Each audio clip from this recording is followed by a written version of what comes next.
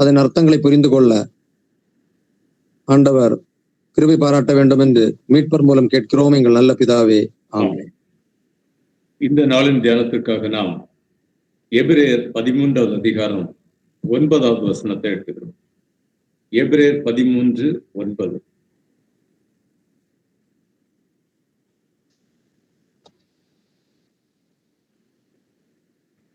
பலவிதமான அந்நிய போதனைகளால் அலைப்புண்டு திரியாதீர்கள், போஜன பதார்த்தங்களினால் அல்ல, கிருபையினாலே இருதயம் ஸ்திரப்படுகிறது நல்லது. கிருபையினாலே இருதயம் ஸ்திரப்படுகிறது நல்லது. It is good for the heart to be strengthened by grace. இதுதான் நம்முடைய தியானம். இதுல 2 வார்த்தைகள் மிக முக்கியமானது. ஒன்று ஹார்ட், இன்னொன்று கிரேஸ். இந்த ஹார்ட்னு சொல்லப்படுகிறது, நமக்கு 2 மனிதர்கள் இருக்கிறாங்க. ஒன்று புறம்பான மனிதன், இன்னொன்று உள்ளான மனிதன். புறம்பான மனிதனிடத்திற்கு உள்ள ஒரு ஹார்ட் இருக்குது, நமக்கு தெரியும். அதுதான் வாழ்க்கையில சென்ட்ரல் பாயிண்ட். அந்த ஹார்ட் நல்லா இருந்தா the whole life will be all right. இதே மாதிரி உள்ளான மனிதன் இருக்கிறான், ஆவிக்குரிய மனிதன். இந்த ஆவிக்குரிய மனிதனுக்கும் என்ன ஒரு ஹார்ட் இருக்கு. வேதம் முழுவதும் இதயம் இதயம் அப்படின்னு சொல்லப்படுகிற வார்த்தை எதுக்கு தான் பொருந்தோம்? இந்த உள்ளான மனிதனுக்கு. பொதுவாக ஆவிக்குரிய மனிதர்களால் தான் இதை புரிந்து கொள்ள முடியும். இது ஆவிக்குரிய மனிதர்களுக்கான செய்தியும் கூட தான்.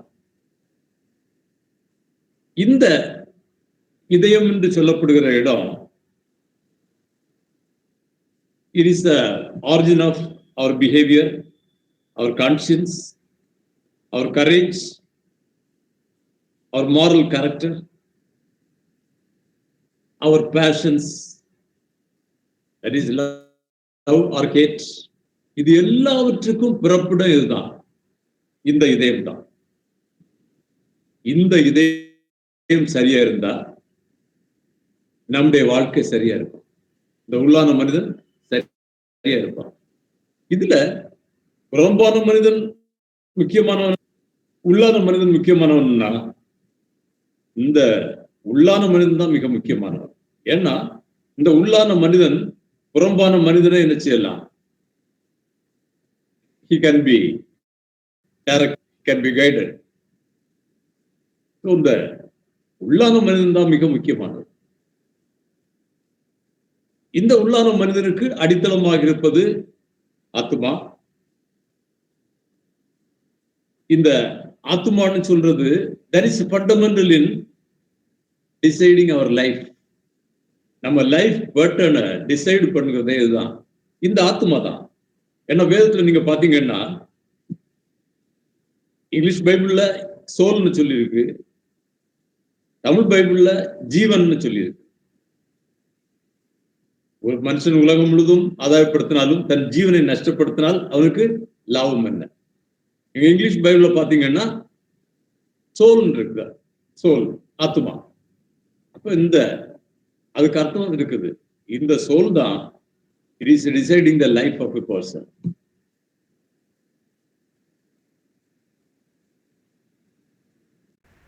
இயேசு கிறிஸ்து நமக்கு சொன்ன ஒரு காரியம் நமக்கு ஞாபகம் இருக்கும். இதயத்தின் நிறைவினாலதான் நாம் நம்முடைய வாய் பேசும். So the heart is able to direct us, guide us, govern us. அப்படிப்பட்ட முக்கியமான ஃபங்க்ஷன் அத்தனை இதான் இருக்கு இந்த இதயம். அதனாலதான் சாலோமன் என்ன சொல்லுகிறாரு நீதிமொழிகள் 4:23, எல்லா காவலோடும் உன் இதயத்தை காத்துக்கொள். இருதயம் எல்லா காவலோடும் காத்துக்கொள்ளும் சொல்றாரு. காரணம் என்னது? அதிலிருந்து ஜீவ ஊற்று புறப்படும். Is a fountain of life. Is a fountain of life. அப்ப இந்த இதயத்தை தான் இங்க சொல்லி இருக்கு, இந்த இதயம் கிருபையினால் ஸ்திரப்படுகிறது நல்லது. It is good for the heart to be strengthened by grace. இந்த இதயம் it's a treasure house. எதுக்கு treasure house? For good as well as evil. ஆனா ஒரே நேரத்துல குட்டும் ஈவிலும் இருக்காது. either it is full of evil or it is full of good. இந்த ரெண்டும் இருக்கு வாய்ப்பே இல்லை. கொஞ்சம் நல்லதும் மீதி அவ்வளவு கெட்டதும் இருக்குன்னா அதுக்கு அர்த்தம் என்னது? It is holy spoil. ஆமா. சோ இந்த ஹார்ட்னு சொல்லுகிறது, இந்த இதயம்னு சொல்லுவது, இட்ஸ் a treasure house. இது ஒரு பொக்கிஷ சாலை. இதுனா ஆமா. அந்த ஏன்னா நல்ல மனிதன் தன் இதயமாக்கி நல்ல பொக்கிஷத்திலிருந்து பேசுகிறான், நல்லதை பேசுகிறான்னு சொல்றாரு. பொல்லாத மனிதன் அந்த பொல்லாத பொக்கிஷத்திலிருந்து எடுத்து பேசுகிறான். இது இயேசு கிறிஸ்து சொல்றாரு. இந்த பொல்லாத இதயம்தான் உலகத்தை அழிப்பதற்கு காரணமாக அமைந்தது. நோவா காலத்திலே இதயம், இந்த இதயம் தான் காரணம் இந்த முழு உலகம் அழிக்கப்படுவதற்கு. ஆண்டவர் என்ன சொன்னாரு? மனிதனுடைய இதயத்தின் நினைவுகள் நித்தமும் பொல்லாதது. ஏன்னா இதயத்தின் நினைவுகள் நித்தமும் பொல்லாதுன்னு சொல்றாரு. ஆண்டவரே தன்னுடைய இருதயத்திலே அதற்காக மனிதனை படைத்ததற்காக அவர் he is agonized. He regrets for his decision to create man. அவருடைய இருதயத்திலே பாருங்க, 6வது அதிகாரம், ஆதியாகமம் 6வது அதிகாரம் 6வது வசனத்துல, தாம் பூமியிலே மனுஷனை உண்டாக்குவதற்காக கர்த்தர் மனஸ்தாபப்பட்டார், அது அவர் இதயத்துக்கு விசனமா இருந்தது. காரணம் என்ன? மனுஷனுடைய இதயத்தின் நினைவுகள் நித்தமும் பொல்லாததாக இருந்தது. இப்போ கவனிங்க, இந்த உலகம் அழிக்கப்படுவதற்கே காரணமாக இருந்தது மனிதனுடைய பொல்லாத இருதயம். அப்போ ஒரு மனிதனுடைய பொல்லாத இருதயம் அவனுடைய ஆயுள் சக்கரத்தையே அழித்து போடும். அதற்கு வல்லமை பெற்றது. அதனாலதான் சாலமன் சொல்லுகிறாரு, எல்லா காவலோடும், with all diligence guard your heart, எல்லா காவலோடும் உன் இதயத்தை காத்துக்கொள்ள சொன்ன ரீசன் அதுதான். ரிமெம்பர், இந்த இதயம் இட் இஸ் எனது treasure house of both good and ஈவில்னு சொன்னேன். நமக்கு தெரியும், ஒரு ஆர்க் ஏஞ்சல் லூசிபர் மிக பிரபலமானவன், ஆண்டவருடைய கேருபுகளிலே ஒருவன். அவரை பாதுகாப்பதற்காக ஏற்படுத்தப்பட்ட கேருப் அப்படின்னு சொல்லியிருக்கு. அப்படி முக்கியத்துவமானவர்கள். அவன் விழுந்து போறதற்கு காரணம் என்னது? அவனுடைய இருதயத்தின் அகந்தை. எசேக்கியேல் 28:17 படிங்க, ஏசாயா 14:14 படிச்சு பாருங்க. 2 இடத்துல என்ன சொல்லி இருக்கு? உன்னுடைய இருதயத்தின் அகந்தை தான் உன்னை மோசம் போக்குறது அப்படின்னு. That is pride of your heart. Remember, இன்றைக்கு நம்ம தியானத்துல பார்க்கிறோம், it is good for the heart to be strengthened by grace. ஆனா to avail that grace, வேதம் நமக்கு சொல்லுகிறது என்னது? Must humble ourselves. God opposes the proud. அப்ப the pride in the heart, இது என்ன செய்யும்? That will destroy the entire heart. காரணம், it cannot avail grace, because a heart can be strengthened only by grace. But இந்த pride in the heart என்ன செய்யுது? ஆண்டவருடைய கிருபை நம்மிடத்திலே எடுபடாதபடி, செயல்படாதபடி அதை தடுத்து போடுகிறது. அப்ப அந்த ஒரு லூசிபருடைய அழிவுக்கு காரணமா இருந்ததே இதுதான், இந்த இதயம்தான். நீ இதயத்திலே மேட்டிமை கொண்டாய். ஏன்னா அவனுடைய அழகு, அவனுடைய ஞானம், இது எல்லாவற்றின் நிமித்தமாக அவன் என்ன செய்தான்? மிகவும் மேட்டிமை கொண்டான், முடிவிலே அழிக்கப்பட்டான். நான் என்ன சொல்றேன்னா, எல்லா காவலோட இதயத்தை காத்துக்கொள்ள சொன்னதுக்கு இப்ப ரீசன் தெரியுதா? ஒரு உலகம் அன்றைக்கு அழிக்கப்பட்டதுக்கு காரணம் இது, அந்த காட்டு தான். ஒரு லூசிபர் தன்னுடைய ஸ்தானத்திலிருந்து கீழே தள்ளப்படுவதற்கு காரணம் இந்த ஹார்ட் தான். வேதத்துல ஒரு சந்ததியை பற்றி சொல்லி, ஒரு ஜாதியாரை பற்றி சொல்லி இருக்கு. எதுன்னு நீங்க பாத்தீங்கன்னா மோவாபியரை பற்றி சொல்லி இருக்கு. மோவாபியரை பற்றி சொல்லும் போது ஒரு வசனம் படிங்க. ஏசாயா 16:6 படிங்க. ஏசாயா 16:6. இன்னொருவர் எரேமியா 48:29 படிங்க. 48:29. மோவாபின் பெருமையையும் அவன் மேட்டிமையையும் அவன் அகங்காரத்தையும் அவன் உக்கிரத்தையும் குறித்து கேட்டோம். அவன் மெத்த பெருமைக்காரன், ஆனாலும் அவன் வீம்பு செல்லாது. வேதத்துல சொல்ல அந்த வசனத்தை படிங்க.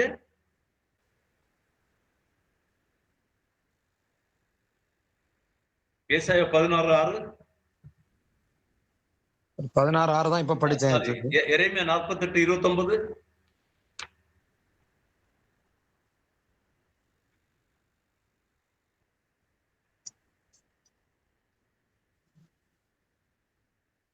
அவன் மெத்த பெருமைக்காரன், மோவாபின் பெருமையையும் அவன் மேட்டிமையையும் அவன் அகந்தையையும் அவன் பெத்தரிக்கத்தையும் அவன் இருதயத்தின் மேட்டிமையும் குறித்து கேட்டேன்.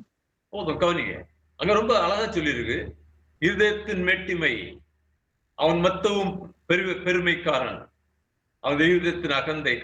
அதாவது வேதத்துல சொல்லப்பட்டிருக்கிற ஒரே ஒரு ஜாதி இந்த மோவாபியர். நிறைய ரெஃபரன்ஸ் இருக்குது ஏசாயாவிலும் எரேமியாவிலையும். நீங்க பாத்தீங்கன்னா அது நிமித்தமாக அழிக்கப்பட்ட ஒரு ஜாதி தான் இந்த மோவாப். So, நமக்கு இன்னைக்கு there are increasing evidences. இந்த இதயம் என்பது எவ்வளவு ஃபண்டமெண்டல் சொல்றது. ஏன்னா இந்த இதயம் எப்போது பெருமையின் பிறப்பிடமாக மாறுகிறதோ அன்றைக்கு அழிவு. இந்த இதயம் எப்போது கிருபையினாலே ஸ்திரப்படுகிறதோ அன்றைக்கு நமக்கு வாழ்வு. இதான் வேதம் சொல்லுகிற காரியம். அதனால இது இட்ஸ் நாட் ஆர்டினரி மெசேஜ் தான். ஏன்னா இதுதான் ஃபண்டமெண்டல் நம்ம பார்க்கிறோம். இந்த உள்ளான மனிதன், அவன் வாழ்வு வீழ்ச்சி, இந்த ரெண்டுக்கும் காரணமாக அமைந்திருப்பது என்னதான்? இந்த இதயம்தான்.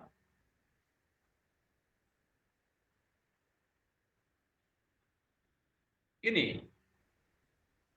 இதயம் ஸ்திரப்படுவது நல்லது. இதயம் ஸ்திரப்படுவது நல்லது. That is, the heart should be established or it should be strengthened. ஏன் இப்ப இதுல ஒரு கேள்வி, எதுக்காக அது ஸ்ட்ரெங்தன் ஆகணும்?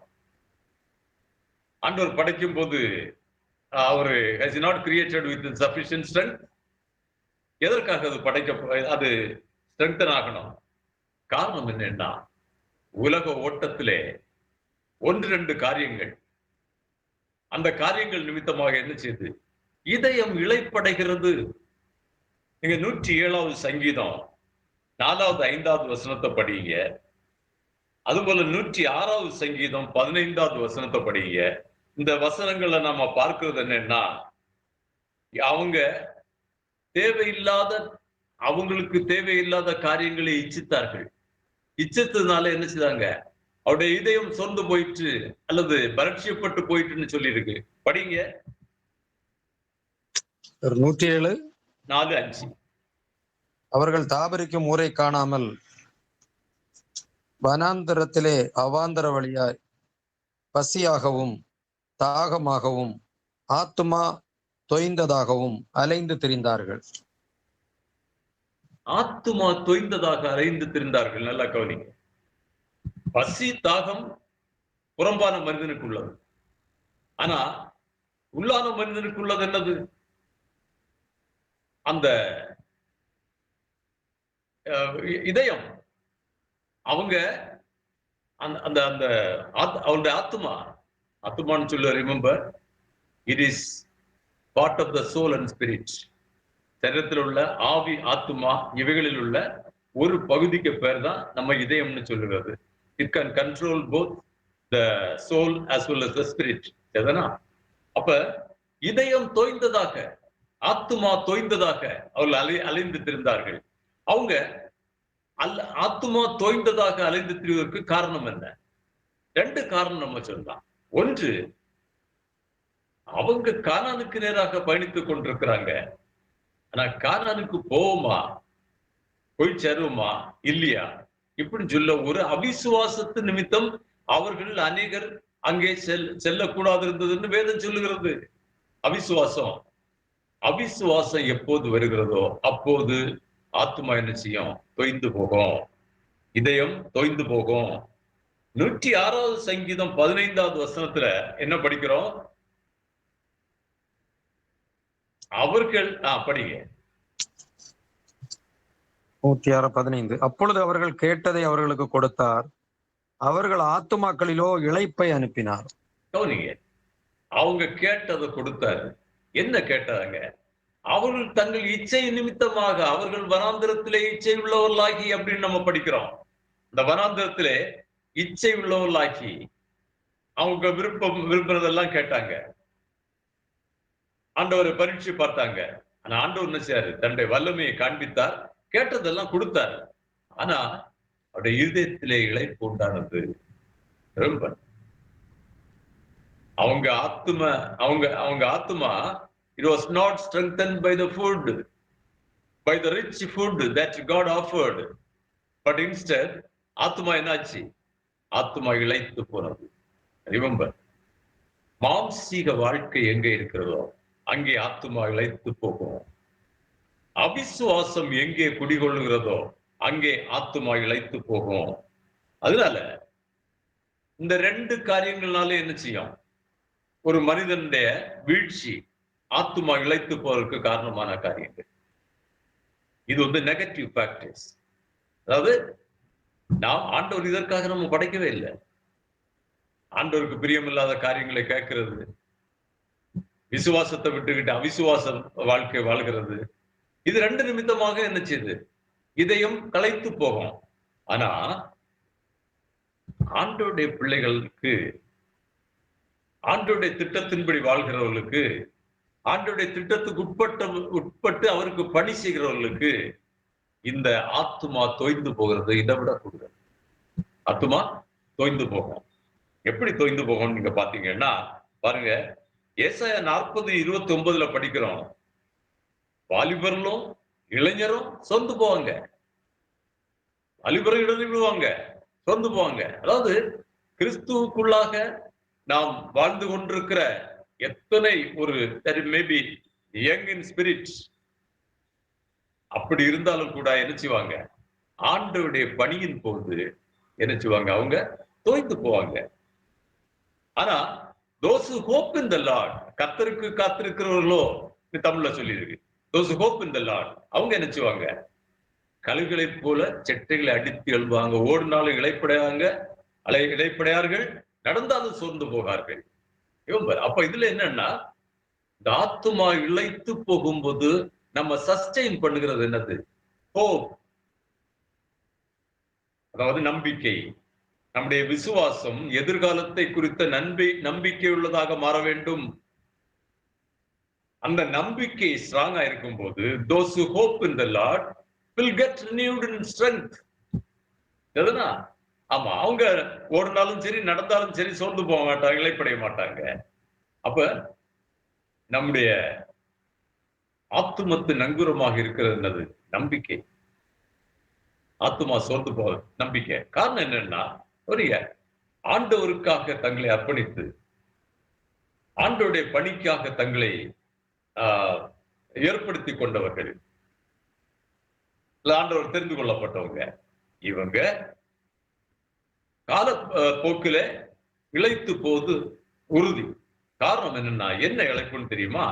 அது வித்தியாசமான ஒரு இழைப்பு. நாம் கலாத்தியர் 5:17 படிக்கிறோம், தெரிஞ்ச வசனம் தான். ஆவி மாம்சத்துக்கு விரோதமாகவும் மாம்சம் ஆவிக்கு விரோதமாகவும் போராடுகிறது. கிறிஸ்தவ வாழ்க்கைன்னு சொல்லு என்னது? இதுதான்.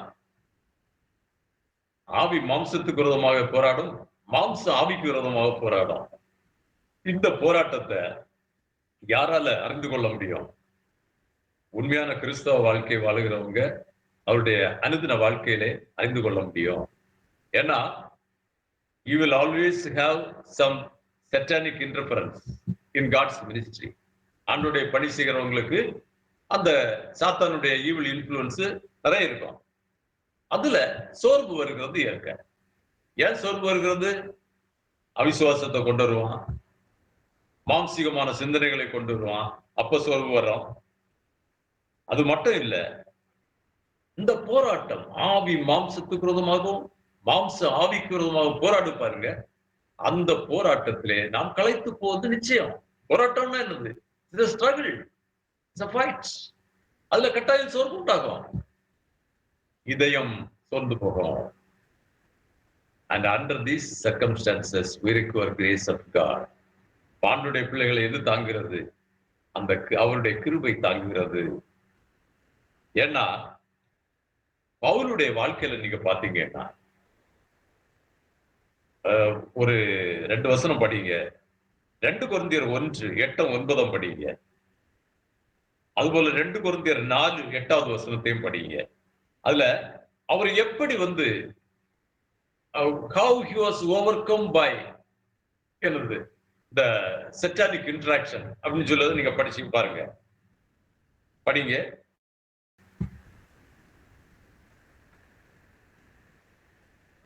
ஆசியா நாட்டில் சகோதரரே, ஆசியா நாட்டிலே எங்களுக்கு ஏற்பட்ட உபத்திரவத்தை குறித்து நீங்கள் அறியாதிருக்க எனக்கு மனதில்லை. நாங்கள் எப்பக்கமும் நெருக்கப்பட்டு எங்கள் சக்திக்கு மேலான ஒரு வல்லமை எங்களை இது பண்ணி நாங்கள் எப்பொழுதும் மரணம் வரும் என்று நிச்சயித்துக் கொண்டிருந்தோம். ஆனாலும் நாங்கள் எங்கள் மேல் நம்பிக்கையாயிராமல் மரித்தோரை உயிரோடு எழுப்புகிற தேவன் மேல் நம்பிக்கையாயிருந்தோம்னு சொல்லுகிறார். கவனிங்க எப்படிப்பட்ட. அதுபோல இந்த இன்னொரு வசனம் நான் சொன்னேன், அதுல நீங்க பாத்தீங்கன்னா நாங்கள் எப்பக்கமும் நெருக்கப்பட்டோம், எப்பக்கமும் pressed from all sides. அப்ப எப்பக்கமும் நெருக்கப்படும் போது நம்முடைய சக்திக்கு அப்பாற்பட்ட ஒரு வல்லமை, சத்துருடைய வல்லமை நம்மளே செயல்படும் போது என்ன செய்யும்? களைத்து போகிறது இயற்கைதான். இதயம் களைத்து போகும். இந்த சூழல்ல நமக்கு சொல்லப்படுகிற ஒரு வார்த்தை என்னன்னா 1 பேதுரு 2:13 படிங்க. 1 பேதுரு 2:13.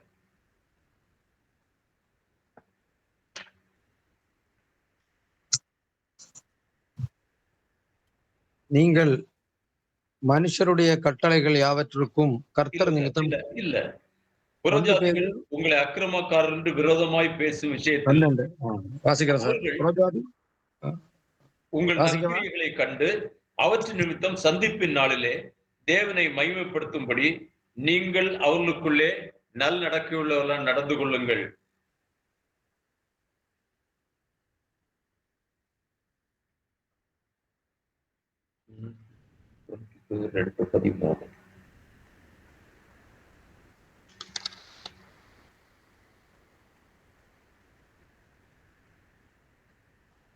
கவனிங்க, நான் அந்த வசனத்தை சொல்றேன். நீங்கள் நன்மை செய்வதனாலே அறியாமை உள்ள இதயத்தின் அறியாமைகளை அடக்குவது தேவனுடைய சித்தமா இருக்குன்னு நம்ம படிக்கிறோம். அதாவது நீங்கள் நன்மை செய்கிறதுனாலே பொல்லாத மனிதனுடைய அறியாமையை அடக்குவது ஆண்டவருடைய சித்தமா இருக்கிறது. கவனிங்க, when you deal with evil men, பொல்லாத மனிதர்களோடு நாம் இடைப்படுவது, அதுதான் என்னது? அதான் சுவிசேஷ பணி. பவுல் சொல்லுகிறாரு, துர்க்குணராகிய மனுஷர் கையில் இருந்து நாங்கள் விடுவிக்கப்படும்படி எங்களுக்காக விண்ணப்பம் பண்ணுங்கள். கவனிங்க, துர்க்குணராகிய மனிதரோடு பிசாசோடு ஈடுபடுகிறது போது எப்படிப்பட்ட போராட்டம் இருக்கும்? அந்த போராட்டத்தில் நாம் களைத்து போவோம். அஞ்ஞான மனிதருடைய அறியாமையை அடக்குவது ஆண்டவருடைய சித்தம். அதுதான் பணி, அதான் மிஷனரி பணி, அதான் மினிஸ்ட்ரி. காட்ஸ் மினிஸ்ட்ரின்னு சொல்லதான் அறியாமையை அடக்குவது. சத்தியத்தின் மூலமாக சத்தியத்தை போதிக்கும் போது என்ன செய்வான்? சாத்தான் he will rebel. சாத்தான் நமக்கு எதிராக எழும்புவான். அப்படிப்பட்ட அறியாமை அதை அடக்குகிற வேளையில என்னது? போராட்டம் வரும். அந்த போராட்டத்தின் போது நம்முடைய இதயம் களைத்து போகும், சோர்ந்து போகும். அதனால இந்த இதயம் சோர்ந்து போறதுக்கு antidote என்னதுதான்? The heart should be strengthened by grace. கவனிங்க, அதுக்காகத்தான் 2 தெசலோனிக்கர் 3 அதிகாரம் 2வது 3வது வசனத்தை படிச்சீங்கன்னா ஆண்டவர் சொல்லுகிறாரு, 2 தெசலோனிக்கர் 3, 2, 3. உறுப்பினராகிய பொல்லாத மனுஷர் கையினின்று நாங்கள் விடுவிக்கப்படும்படிக்கும் எங்களுக்காக வேண்டிக் கொள்ளுங்கள். விசுவாசம் எல்லாரிடத்திலும் இல்லையே. போதும். துர்க்குணராகிய மனுஷன், கவனிங்க, நாம் இன்றைக்கு இதுக்கெல்லாம ஜெபம் பண்ணுகிறோம். ஆனா எதுக்கு ஜெபம் பண்ணணுமோ அது ஜெபம் பண்ண மாட்டோம். இன்னைக்கு ஊழியக்காரனுடைய, உண்மையான ஊழியக்காரனுடைய உள்ளம் தோர்ந்து போகிற வேளைகளிலே அவர்களை தாங்குவது நம்முடைய ஜெபம். எதற்காக? இதுக்காக ஜெபம் பண்றோம். May the Lord sustain them with thy grace. அதான் நம்முடைய விண்ணப்பம். ஆண்டவர் உம்முடைய கிருபையினாலே அவர்களை தாங்குவீராக. அதுதான் நம்முடைய விண்ணப்பம். அப்படி ஜெபம் பண்றதுக்கு ஆட்கள் இல்லை. சோ அது மட்டும் இல்ல, வேதத்தினுடைய கடைசி வசனமே எப்படிதான் முடியுது? கர்த்தராகிய இயேசு கிறிஸ்துவின் கிருபை உங்களோட கூட இருப்பதாக. அந்த வேதத்தினுடைய கடைசி வசனம், வெளிப்படுத்தல கடைசி வசனம், கர்த்தராகிய இயேசு கிறிஸ்துவின் கிருபை உங்கள் அனைவருடன் கூட இருப்பதாக. அப்படிதான் முடியுது. அப்ப இந்த கிருபை இல்லாம நாம என்ன செய்ய முடியாது? ஆண்டவருக்குள்ளாக, அதாவது நம்முடைய இருதயம்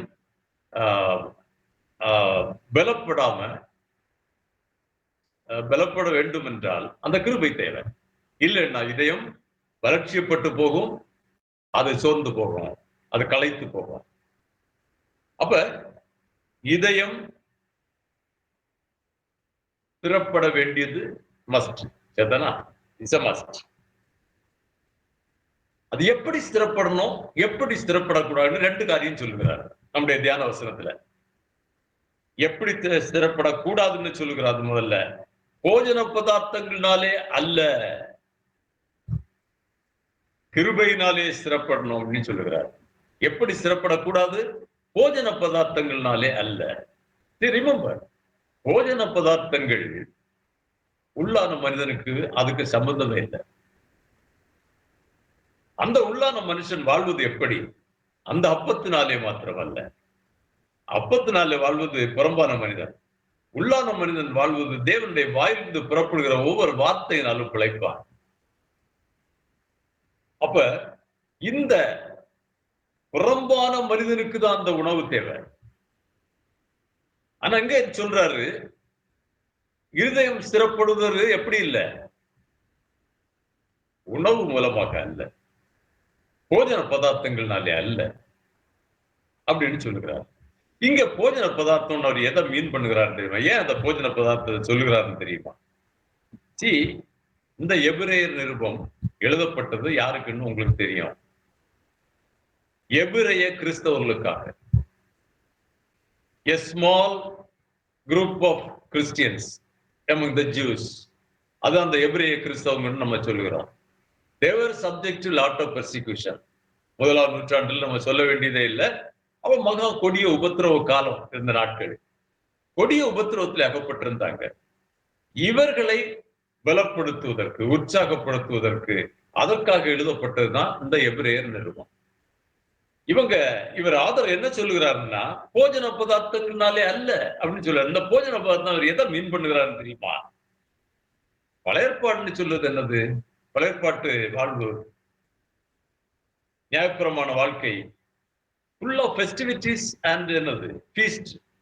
feast and festivities. அதான் பழையற்பாடு. அந்த போஜனங்கள் எதற்காக அன்றைக்கு? ஏன்னா ஒவ்வொரு பிரதான பண்டிகைகள்லையும் அவங்களுக்கு முக்கியமா உள்ளது என்னது? அந்த போஜன பதார்த்தம் தான். இந்த போஜன பதார்த்தம் புதிய ஏற்பாடு ஆரம்பித்த உடனே அது முடிவுக்கு வந்தது. அழகா சொல்லியிருக்கு. எபிரேயர் 9:10 படிச்சீங்கன்னா தெரியும். எபிரேயர் 9ஆம் அதிகாரம் 10வது வசனத்தை படிங்க. இந்த போஜன பதார்த்தங்கள் இவைகள் சீர்திருத்தல் உண்டாகும் காலம் வரைக்கும் நடந்தேறும்படி கட்டளையிடப்பட்ட போஜன பானங்களும் பலவித ஸ்நானங்களும் சரீரத்திற்கேற்ற சடங்குகளுமே இல்லாமல் வேறல்ல. கவனிங்க, இது வர ஒரு சடங்கு. பழைய ஏற்பாட்டுல எவ்வளவு ஃபெஸ்டிவல்ஸ் முக்கியமோ, பண்டிகை முக்கியமோ, அதுபோல உணவு வகைகளும் முக்கியம். அப்ப இவர் இங்க எதுக்கு அந்த உணவை கொண்டு வர்றன்னு இப்ப விளங்குதா? You don't go back to Judaism. யூதாயிசத்துக்கு திருப்பி போயிடாதுங்க. உங்க விசுவாசத்தை விட்டுக்கிட்டு அங்க திருப்பி போயிடாதுங்க. அங்க போனா என்னது? போஜன பதார்த்தங்கள் உங்களுக்கு கிடைக்கும். ஆனா அதனால என்னது? உங்க இதயம் ஸ்திரப்படாது. இப்போ உங்களுக்கு இதயம் களைத்து போயிருக்கிறது, அல்ல இளைத்து போயிருக்கிறது. அதுக்கு தேவை என்னது?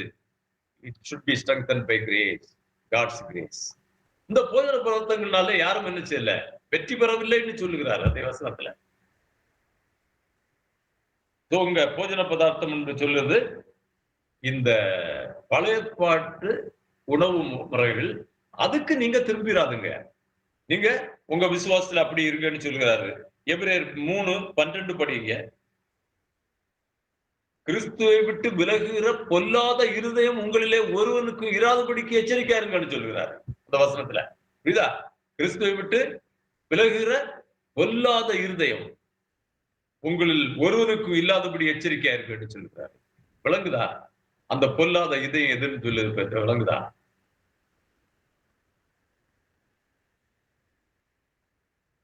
இனி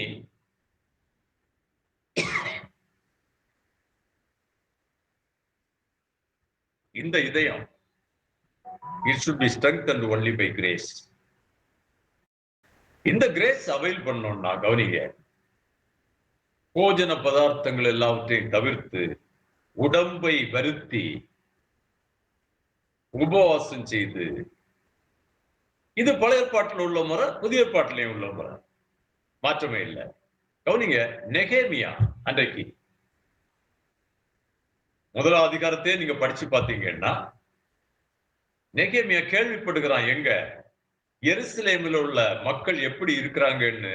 சிறையிருப்பின் தேசத்திலிருந்து, பாபிலோன் தேசத்திலிருந்து கேள்விப்படுகிறான். அங்கிருந்து வர மக்கள்கிட்ட வர செய்தி என்ன சொல்லுகிறாங்க?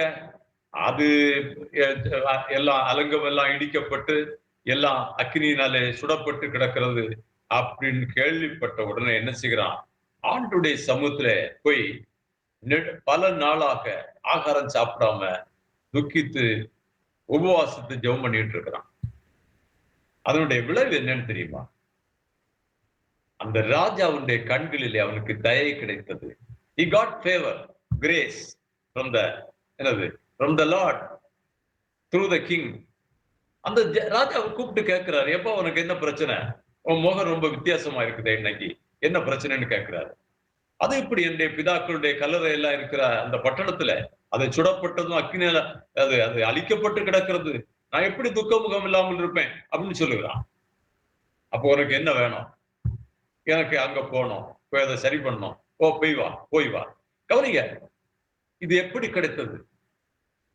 இதயம் நொறுங்கி போய் வளர்ச்சியப்பட்டு போய் ஆண்டுடைய சமூகத்துல உடம்பை வருத்தி ஜெபத்தினாலும் உபவாசத்தினாலும் ஆண்டவரை தேடுகிறான். அவனுக்கு கிருபை கிடைத்தது. He was able to avail grace. புரிஞ்சுதா? And his heart was strengthened. இதே மாதிரி நினிவேயின் ராஜா யோனாவுடைய செய்தியை கேட்டான். இன்னும் 40 நாட்கள்ல தேசம் அழிக்கப்பட்டு போகும். செய்த முதல் காரியம் என்னது?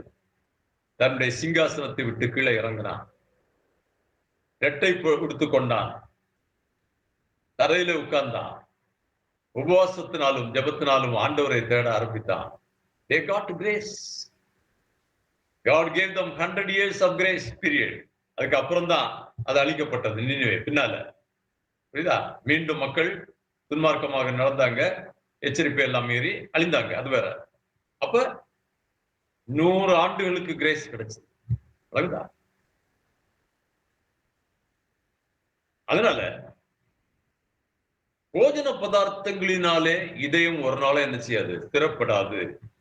பட் அன்பார்ச்சுனேட்லி இன்னைக்கு நாம் வாழுகிற சமூகத்துல, கிறிஸ்தவ சமூகத்துல உபவாசம் என்பது கொச்சைப்படுத்தப்படுகிறது. என்னது? 3 மணிக்கு ஒரு உபவாசம் முடிஞ்ச உடனே வயறு விட்ட சாப்பாடு. அன்னைக்குள்ள முக்கியமான அஜெண்டா என்னது? உபவாசம் அல்ல, சாப்பாடு தான். குழந்தை குட்டிகளோடு வர்றாங்க, வந்து ஆலயம் நிரம்பி இருக்குது. 10 மணிக்குன்னா 10:30 மணி, 11 மணி, 12:30 மணி வரை வருவாங்க. சரிதானா? ஏன்னா வரது எதுக்கு? உபவாசத்துக்காக அல்ல. அவனுக்கு எப்படி சாத்தான் இன்னைக்கு உள்ளுக்கு நுழைஞ்சி அந்த பரிசுத்த வாழ்வுக்கு அவன் எப்படி பிரேக் போட்டு வச்சிருக்கான்னு தெரியுதா? நாம் இன்றைக்கு பெரும்பாலான சபைகள் அப்படிப்பட்ட காரியங்கள் என்னது? நமக்கு என்ன வேணும்? கூட்டம் வேணும். கூட்டத்தை வரவழைப்பதற்காக இப்படிப்பட்ட ஆவிக்குரிய அசிங்கங்களை நம்ம இன்னைக்கு பண்ணிட்டு இருக்கோம். எப்படி ஆண்டோடைய சமூகத்திலிருந்து நாம் how can you avail grace from the Lord? இப்ப அழகா சொல்லியிருக்கு, போஜன பதார்த்தங்களினாலே இதயம் ஸ்திரப்படாது. எதுனாலதான் ஸ்திரப்படும்? Your heart will be strengthened by grace. இவங்க இதயத்தினுடைய முக்கியமான ஒரு பகுதி என்னன்னு, ஒரு ஃபங்க்ஷன் என்னன்னு தெரியுமா? நீங்க பார்த்திருப்பீங்க, ஹார்ட் சிம்பிள் எங்க எல்லாம் போட்டிருக்கோம்னு உங்களுக்கு தெரியும். அன்பு. அந்த அன்பை வெளிப்படுத்துவதற்காக அதுக்கு என்ன போட்டிருப்பாங்க? ஹார்ட் சிம்பிள் தான் நம்ம போட்டுக்கிறோம். இந்த அன்பு எப்படி இதோட தொடர்புடையதுன்னு நீங்க பாத்தீங்கன்னா, ஒரு ஊழியக்காரன் வந்து அவன் ஊழியம் செய்கிறான்னா எதன் அடிப்படையில? அன்பின் அடிப்படையில தான் அந்த ஊழியம். கிறிஸ்தவ பணி என்பது அன்பின் ஊழியம், வேற ஒரு ஊழியமே கிடையாது. அப்ப உங்களுக்கு இன்னைக்கு நடைபெறுகிற ஊழியங்கள், பல ஊழியங்களை பற்றி எல்லாம் உங்களுக்கு தெரியும். எது ஊழியம், எது ஊழியம் அல்ல என்பது உங்களால எளிதாக அறிந்து கொள்ள முடியும். அழிந்து கொண்டிருக்கிற மக்கள் மேல், அழிந்து கொண்டிருக்கிற ஆத்துமாக்கள் மேல் அன்பு வைத்து செய்யப்படுகிற ஊழியத்துக்கு பேர் தான் என்னது? அதான் காட்ஸ் மினிஸ்ட்ரி. மீதி எல்லாம் லேபிள் தான் போட்டிருக்கோம். அதே மாதிரி சரிதானா? That is not God's ministry. அன்பு எங்க இருக்குது? பவுலுக்கும் அவனுடைய காங்கிரிகேஷன்ஸுக்கும் அந்த சர்ச்சஸுக்கும் இடையில உள்ள அன்பை பார்த்தீங்கன்னா, நீங்க நமக்கு 2 கொரிந்தியர் 3ஆம் அதிகாரம், 6ஆம் அதிகாரம், 12ஆம் அதிகாரம் இங்க எல்லாம் போட்டிருக்கிறது. அவங்கள்ட்ட எவ்வளவு நெருக்கமான உறவு வைத்திருக்கிறான்னு சொல்லி நம்மளால தெரியுது. 2 கொரிந்தியர் 3:2-3 படிங்க. எங்கள் இருதயங்களில் எழுதப்பட்டும் சகல மனுஷராலும் அறிந்து வாசிக்கப்பட்டும் இருக்கிற எங்கள் நிருபம் நீங்கள் தானே. ஏனெனில் நீங்கள் எங்கள் ஊழியத்தினால் உண்டாகிய கிறிஸ்துவின் நிருபமாய் இருக்கிறீர்கள் என்று வெளியரங்கமாய் இருக்கிறது. அது மையினால் அல்ல. எங்கள் இதயத்தில் எழுதப்பட்டிருக்கிற நிருபங்கள் நீங்க தானே. அதாவது எப்படிப்பட்ட அன்புன்னு பாத்தீங்களா? அந்த servant and the served, ஊழியக்காரனும் எங்கே ஊழியம் செய்கிறானோ அந்த சபையும் அவங்களுக்குள்ளாக அந்த பிணைப்பு எப்படி இருக்குன்னு நீங்க பாத்தீங்களா? ஒரு நிருபம் இல்ல, 2 நிருபம் எழுதுகிறாரு. 1 கொரிந்தியர் எழுதுகிறாரு, 2 கொரிந்தியர் எழுதுகிறாரு, இல்லையா? ஆமா. இப்படி அவங்களுக்குள்ளால உள்ள அந்த அன்பு, அந்த அன்புக்கு காரணம் என்னது? நீங்க கொலோசியர் 2ஆம் அதிகாரம் 1வது 2வது வசனத்தை படிச்சீங்கன்னா, கொலோசியர் 2:1-2 படிங்க.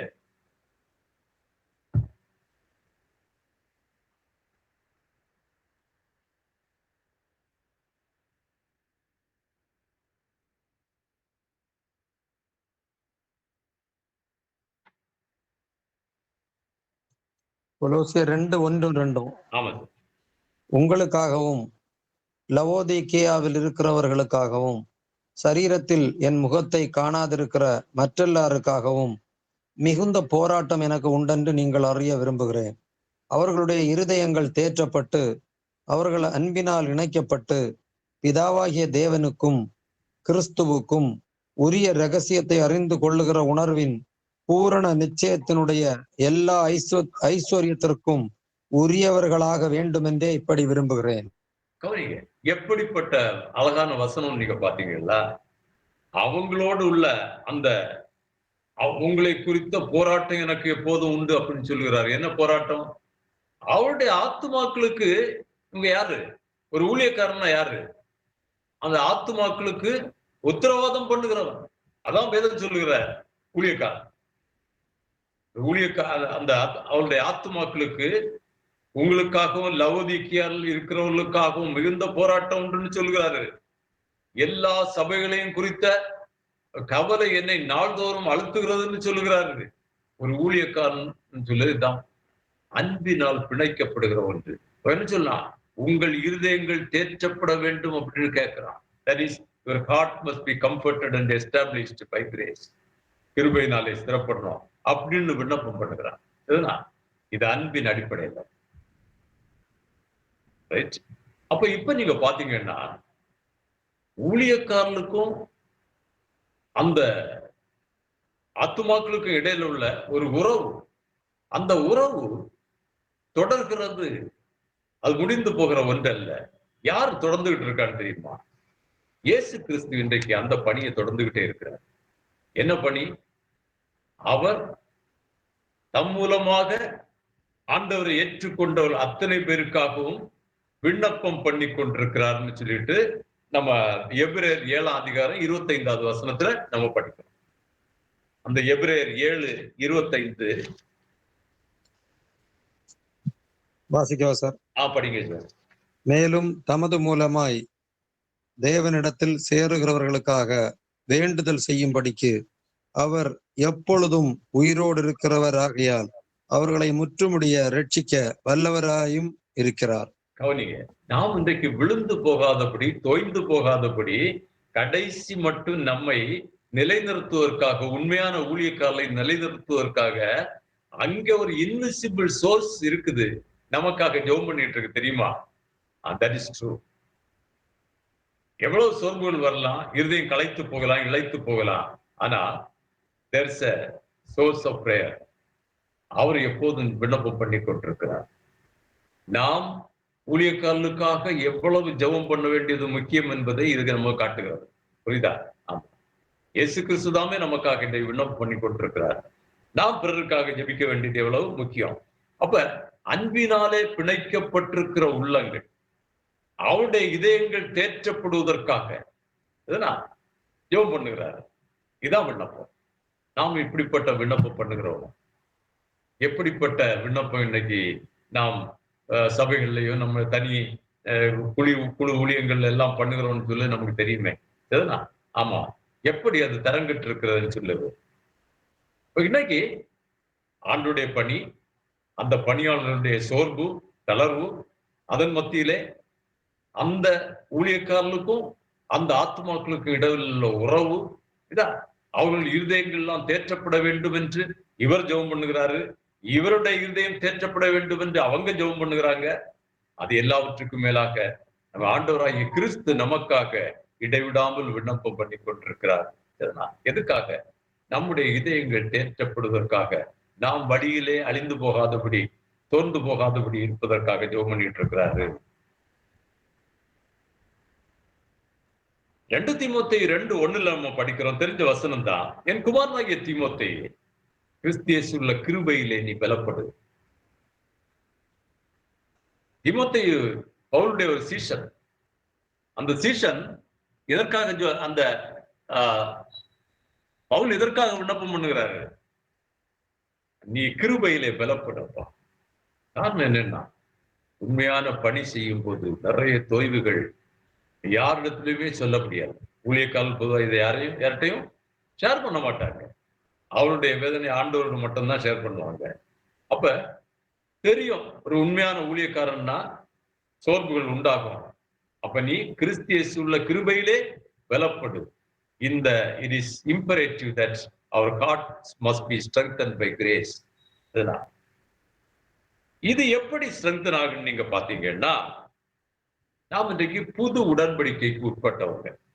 பழைய உடன்படிக்கை போயிட்டு, இந்த பழைய உடன்படிக்கைக்கு புதிய உடன்படிக்கைக்கு என்ன வித்தியாசம்? நிறைய பேருக்கு அந்த வித்தியாசமே தெரியாது. கவனிங்க, பழைய ஏற்பாடு, பழைய உடன்படிக்கை சீனாய் மலையிலே ஏற்படுத்தப்பட்ட உடன்படிக்கை. கப்பல்களிலே ஆண்டவர் எழுதி அதை உடன்படிக்கை பட்டியலே வைத்தார்னு நம்ம பார்க்கிறோம். அதான் பழைய முதல் உடன்படிக்கை. ஆனா அந்த உடன்படிக்கையை மீறினாங்க. அந்த உடன்படிக்கை பிழை உள்ளதுன்னு பார்த்து ஆண்டவர் நினைச்சாரு, இந்த புதிய உடன்படிக்கையை ஏற்படுத்துகிறார். பழைய உடன்படிக்கையில என்ன பிரச்சனைன்னு தெரியுமா? மனுஷனுடைய இருதயம் நித்தமும் பொல்லாதது என்ன ஆண்டவர் பார்க்கிறாரு. இதான் உலகம் அழிக்கப்படுவதற்கே காரணம், நித்தமும் பொல்லாதது. And that heart is irreparable. காரணம் என்னது? பழைய ஏற்பாட்டிலையும் புதிய ஏற்பாட்டிலையும் சொல்லப்படுகிற காரியம் என்னது? இருதயம் மகா கேடுள்ளது, திருக்குள்ளது, வஞ்சனை இறந்தவன் சொல்லி அதை அறியத்தக்கவன் யார்? அந்த இதயத்தை என்ன செய்ய முடியாது? It is irreparable. அப்ப ஆண்டவர் அதுக்காக என்ன சொல்லுகிறாரு? நவமான இதயத்தை நான் உங்களுக்கு தருவேன். இனி என்ன சொல்லுகிறாரு? அடுத்தது, உங்கள் இருதயங்களிலே நான் என்ன செய்வேன்? என்னுடைய வார்த்தைகளை எழுதுவேன். இதான் புதிய உடன்படிக்கை. புதிய உடன்படிக்கையில நம்முடைய இதயங்களிலே அவருடைய வார்த்தைகள் எழுதப்பட்டிருக்க வேண்டும். பழைய பாட்டிலேயே ஒரு ஹிண்ட் சங்கீதக்காரன் என்ன சொல்லுகிறான்? தேவன் அருளிய வேதம் அவன் உள்ளத்திலே இருக்கிறது அப்படின்னு படிச்சிருக்கீங்களா? பழைய பாட்டிலே படிச்சிருக்கிறோம். அப்ப உண்மையான அந்த புதிய உடன்படிக்கை என்பது என்னது? நம் ஆண்டவருடைய நியாயப்பிரமாணங்கள் நம்முடைய இதயமாக்கிய பலகைகளிலே எழுதப்பட்டிருக்க வேண்டும். அந்த இதயம் எப்படிப்பட்டது? புதிய இதயம். Is not the old heart or a repaired heart. அது புதிதான ஒரு இதயம். அதுல இந்த புது உடன்படிக்கை எழுதப்பட்டிருக்கிறது. இந்த எழுதப்பட்டிருக்கிற வார்த்தைகள் எப்படிப்பட்ட வார்த்தைகள் தெரியுமா? லூக்கா 4வது அதிகாரம் 22வது வசனத்தை படிங்க. லூக்கா 4:22.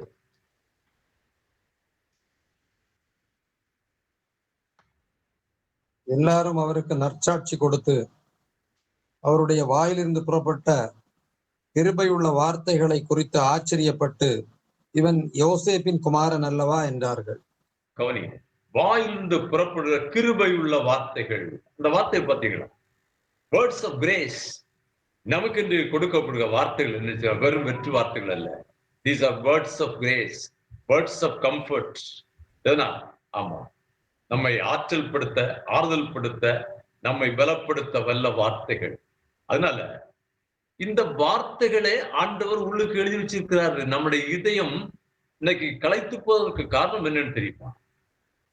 இந்த வார்த்தைகள் நம்மை அடிக்கடி பலப்படுத்துவதில்லை. இந்த எழுதப்பட்டிருக்கிற வார்த்தைகளை நாம் நினைவு கூற வேண்டும். நம்முடைய இதயங்களிலே எழுதப்பட்டிருக்கிற அவருடைய வார்த்தைகளை நாம் நினைவுபடுத்த வேண்டும். Recall to your memory. அதை நாம் நினைவுபடுத்தும் போது என்ன செய்யுது? நம்முடைய இதயம் பலப்படுகிறது, அது தேற்றப்படுகிறது. that is established by grace. சரினா? அப்ப அந்த கிருபை உள்ள வார்த்தைகள் தான் இதுல அடிப்படையாக செயல்படக்கூடிய ஒரு ஆயுதம். சரினா? சரி, இனி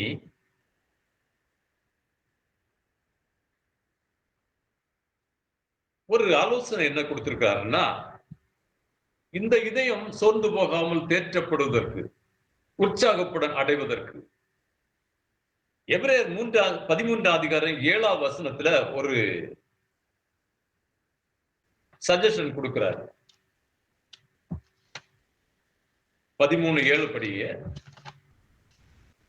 தேவ வசனத்தை உங்களுக்கு போதித்து உங்களை நடத்தினவர்களை நீங்கள் நினைத்து அவர்களுடைய நடக்கையின் முடிவை நன்றாய் சிந்தித்து அவர்களுடைய விசுவாசத்தை பின்பற்றுங்கள். நல்ல கவனிங்க. வேத வசனத்தை உங்களுக்கு போதித்து உங்களை நடத்துகிறாங்க பாருங்க, அது யாருன்னு உங்களுக்கு தெரியும். புரிஞ்சுதா? ஆமா, வேத வசனத்தை போதித்து உங்களை நடத்துகிறது எல்லாரும் நடத்த மாட்டாங்க. அந்த சோர்ஸ் உங்களுக்கு தெரியும். அந்த போதித்து வேத வசனத்தை உங்களுக்கு போதித்தவர்கள் அவருடைய நடக்கையின் முடிவை நல்லா பாருங்க. தொடக்கத்தை பார்த்துடக்கூடாது, தொடக்கம் நல்லா தான் இருக்கும். புரியுதா? அவருடைய நடக்கையின் முடிவை பாருங்க, பார்த்து அவர்களை பின்பற்றுங்க அப்படின்னு சொல்லுகிறார். That is, we are in need of role models. அநேக வேளைகள்ல நாம் களைத்து போகிற வேளைகளில் எல்லாம் நம்மை தேற்றுகிறது என்னன்னு தெரியுமா? பெரிய மனிதர்கள், உயர்ந்த மனிதர்கள், ஆவிக்குரிய எட்டாத உயர்ந்த மனிதர்கள் இருக்கிறாங்க. அவங்களுடைய வாழ்க்கை that can make some impact in our life. நம்முடைய இதயத்துல அது கொஞ்சம் என்ன செய்ய முடியும், கொஞ்சம் நம்ம இதயத்தை ஸ்ட்ரெங்தன் பண்ண முடியும். ஃபார் எக்ஸாம்பிள் நீங்க பாத்தீங்கன்னா Martin Luther, a great man of God, அவர் ஒரு தனி மனிதனாகத்தான் கடைசியில போராடினாரு. ஒரு போப்பு, சகல அதிகாரத்தையும் படைத்தவன், அவனால என்ன செய்ய முடியல, அவர் மேல கை வைக்க முடியல, கை போட முடியல. ஆண்டவர் அவனை பாதுகாத்தார். In spite of that, on most of the occasions, அவருடைய இதயம் நொறுங்கி அப்படி சோர்ந்து போயிருந்த வேளைகள் உண்டு. துக்க முகமா இருக்கிறார். அந்த வேளைகள் எல்லாம் அவரை தேற்றினது என்னது? ஆண்டவருடைய வார்த்தைகள் தான் அவரை தேற்றினது. அவர் தேற்றப்பட்டது உண்மையானால் நாமும் தேற்றப்படுவது உண்மை.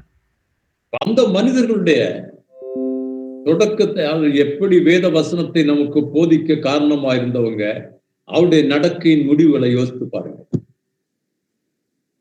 பவுல் சொல்லுகிறாரு, you imitate me as I imitate God. நாம் தேவனை பின்பற்றுகிற நீங்கள் என்னை பின்பற்றுங்கள் சொல்லுகிறார். அவரும் நமக்கு நல்ல ரோல் மாடல். அவருடைய மாடல் என்னது?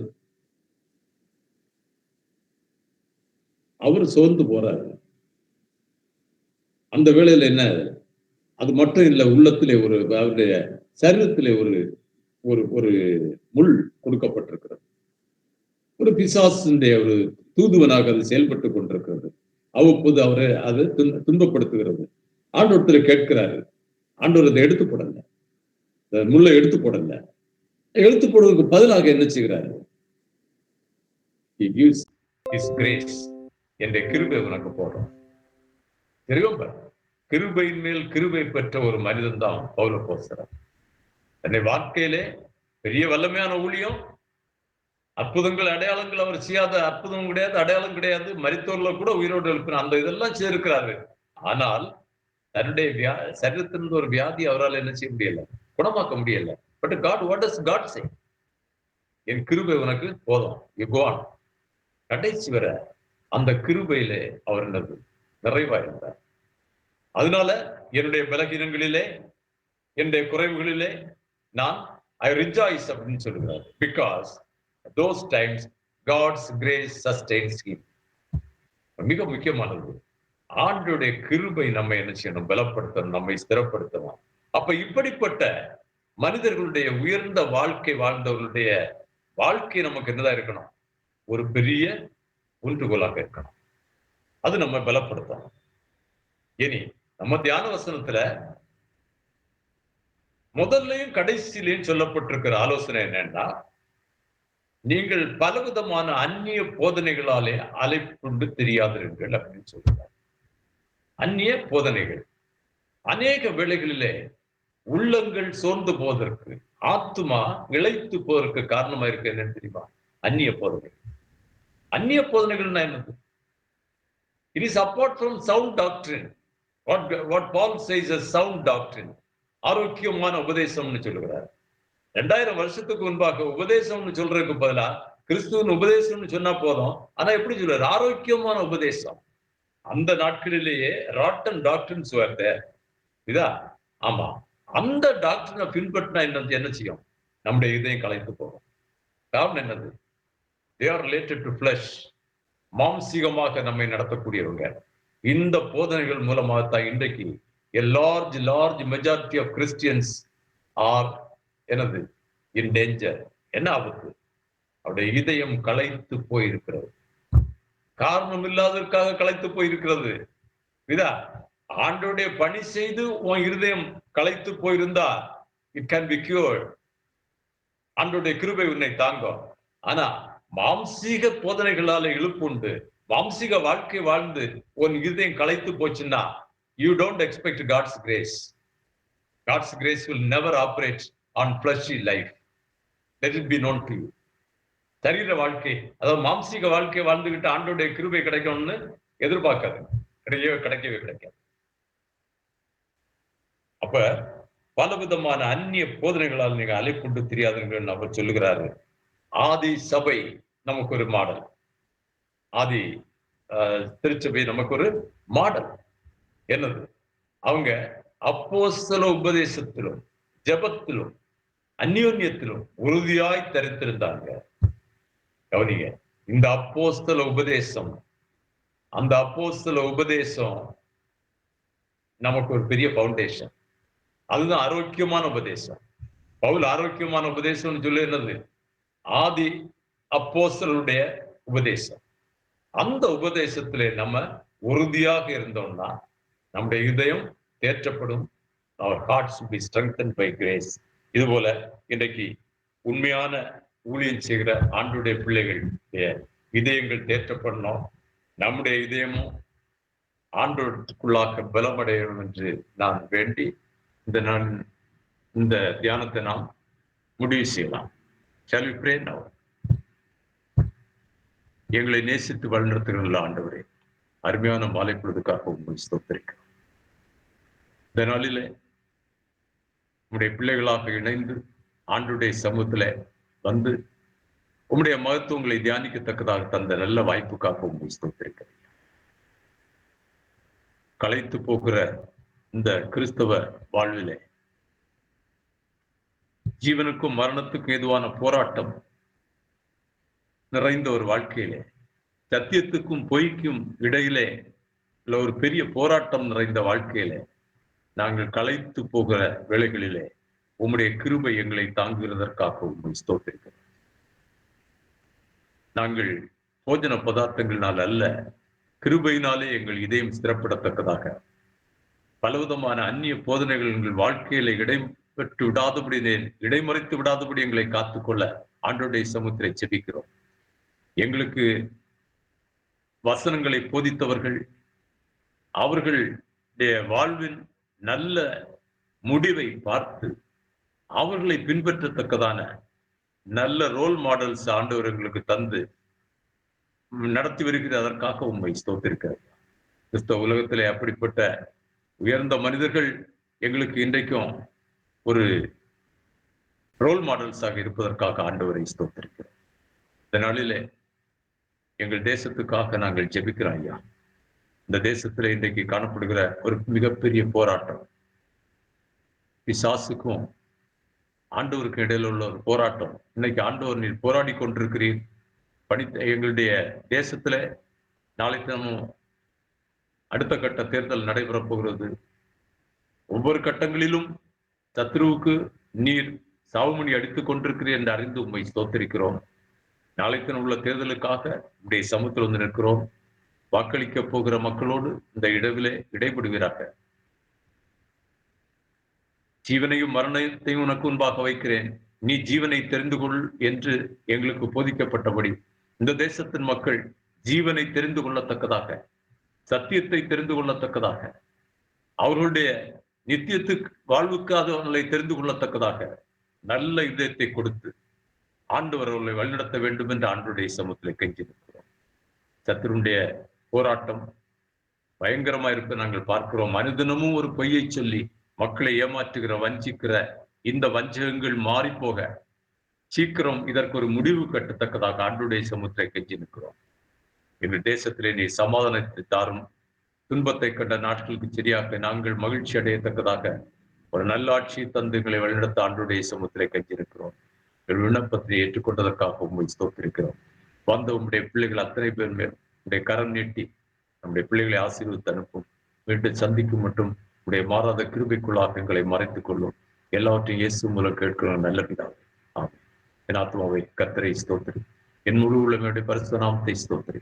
என் ஆத்மாவே கர்த்தரை ஸ்தோத்திரி, அவர் செய்த சகல உபகாரங்களை மறவாதே.